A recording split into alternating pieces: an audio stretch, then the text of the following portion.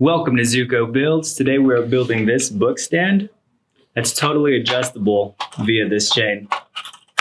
Let's get to building. For this build, I'm using a 12-inch wide stock, cutting it to about 12.5 inches long with a 1x2 for the shelf. Next, I'm just measuring out the center of the board and gonna mark 2 inches either way for the swinging door.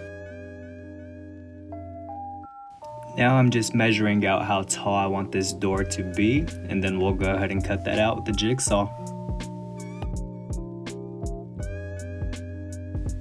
If you're cutting this out freehand like I am, just make sure you're staying as close to the line as possible, and I'm curving just a little bit right before that corner.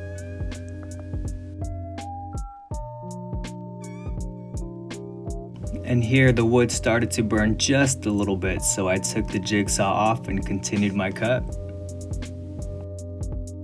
Now I'm just making sure this door swings freely, and then we'll take it over to the router table. I'm adding a 1/4 inch round over to all the edges to make it nice and buttery smooth.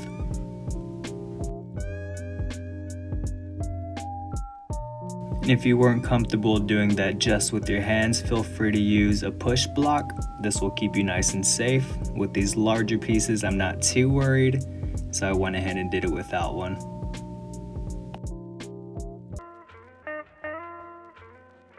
Since I couldn't really get into these tight corners with the router bit, I'm just taking a 60 grit sanding block and rounding over all these little edges that I missed.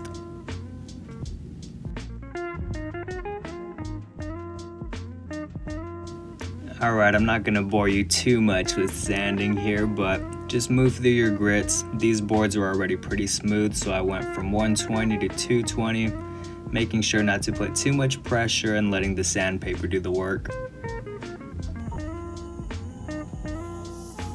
Alright, for the shelf, I'm gonna be adding glue and brad nails, making sure not to glue where the door is gonna be swinging. There's no point in glue being there, guys. Just leave that void.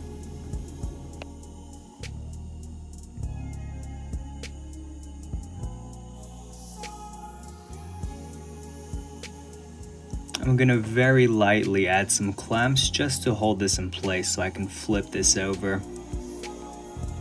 With that being flipped over, wipe the excess glue, add your brad nails, and then we'll go ahead and squeeze those clamps down just a little bit.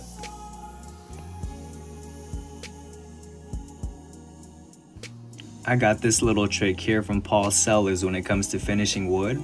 Just screw some screws through a board. Layer finishing product on top of that. That way you're not smearing your fresh stain all over whatever surface you're working on. It's a lot more efficient. You don't have to wait for the stain to dry before flipping it over. It's been a lifesaver for me.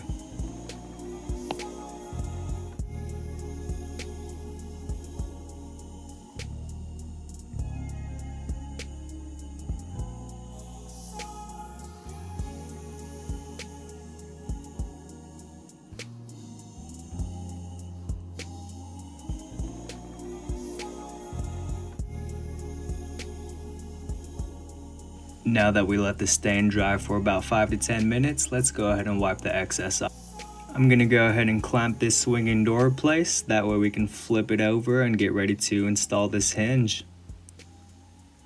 Yeah, there's a little bit of dust on the door. Don't judge me. I'm woodworking here. Let's lay this out, mark it with the pencil, and get ready to drill some pilot holes.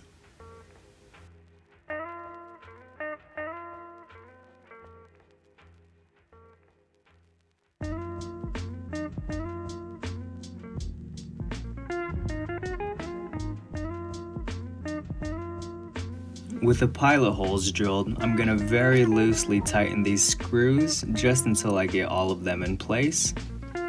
Once those are all in place, we'll go ahead and cinch them down.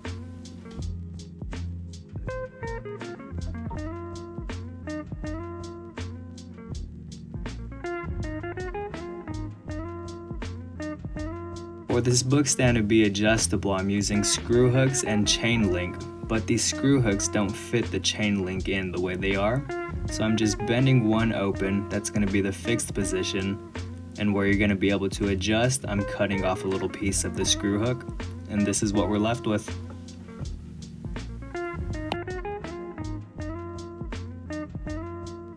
So I'm just kind of measuring by eye here, and this is going to be the length that connects the door to the stand itself.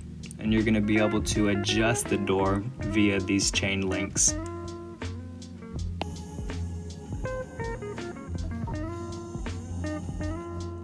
I'm just using a straight edge to kind of gauge out where I want these screw hooks to go, and I went with a little bit off center. That seemed to give me the most adjustability.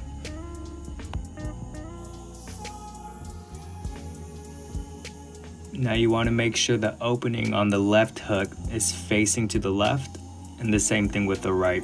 This is going to link them together perfectly. Now let's go ahead and slap that chain on and see how it works. Wow, nice.